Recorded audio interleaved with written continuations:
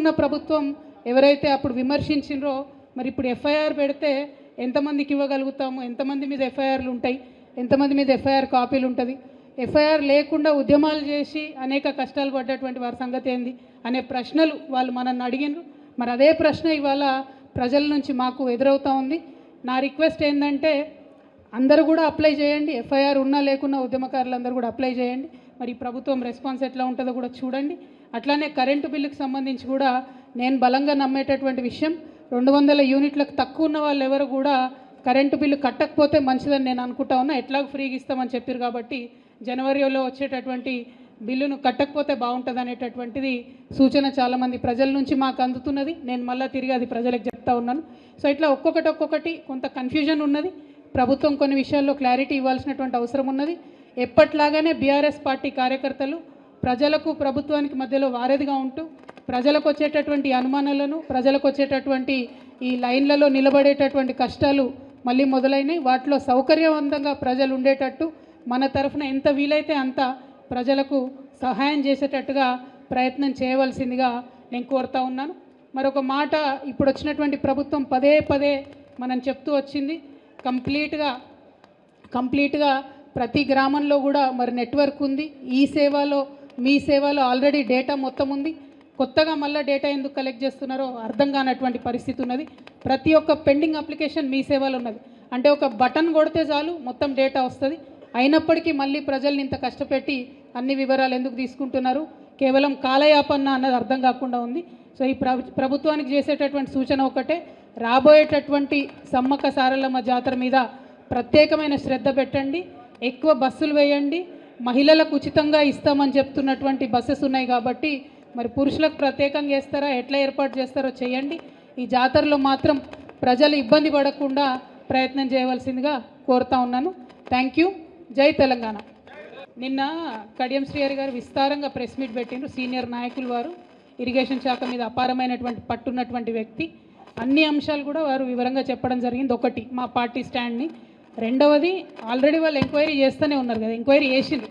Enquiry report రాకముందే మంత్రులు ఇది పాపాల పుట్ట తప్పుల తడక అంటే మరి వాళ్ళకి ఎంత జ్ఞానం ఉందో, ఎంత ఎక్స్ట్రా నాలెడ్జ్ ఉందో నాకైతే తెలియదు. ఎంక్వైరీ రిపోర్ట్ వచ్చే వరకు ఆగితే అందరికి కూడా మర్యాదగా ఉంటుంది. Madam,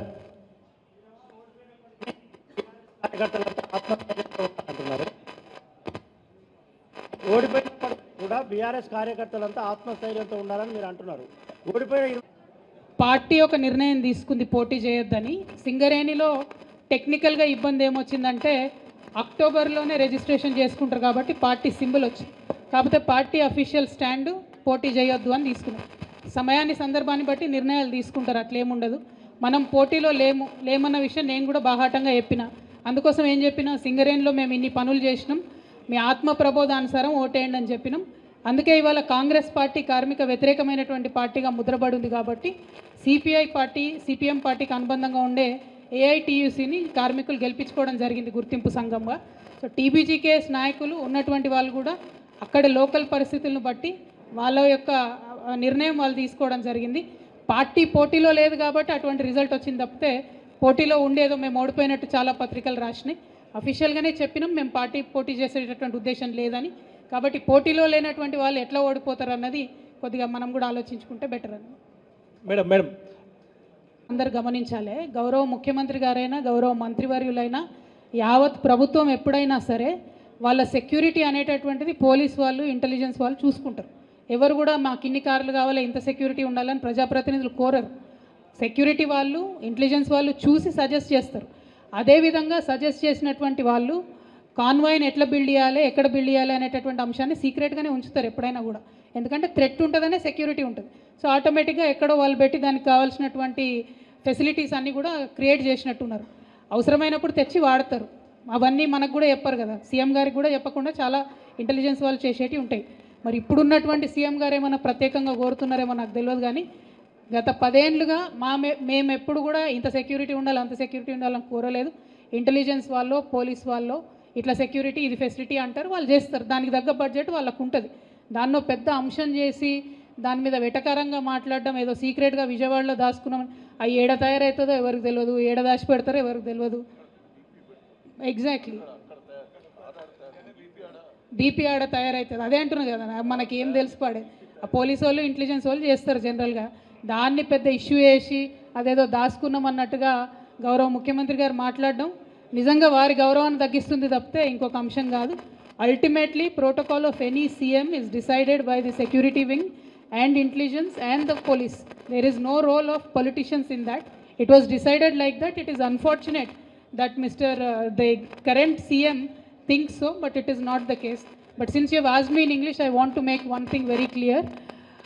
We are from the state of Telangana, from the district of Warangal, demanding a national project status to be given to the South Indian, very big popular Jatara, which is called as South Indian Kumbh Mela, the Sammakka Saralamma Jatara.